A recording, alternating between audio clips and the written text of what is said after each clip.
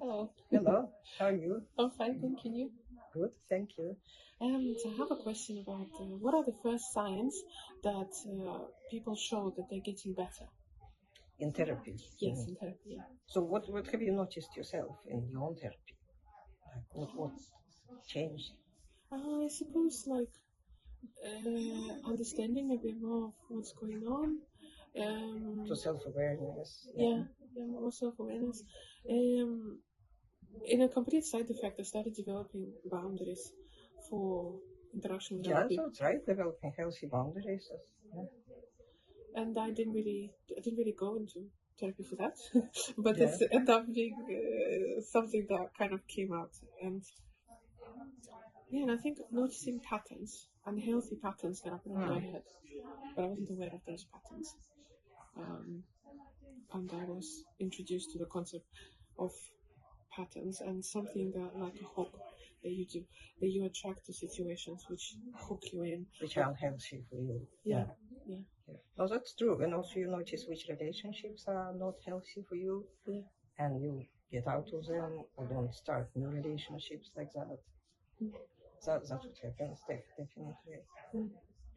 And as you said, when you go into therapy, you bring some problems, but then you all sorts of other things happen. And that really helps. Yeah. So is it the case of one thing affects other things? Yeah, and also because you're more self-aware, then you start noticing, like, why is this happening? Why am I doing this? I'm not feeling good about that. And that is helpful for you to navigate differently.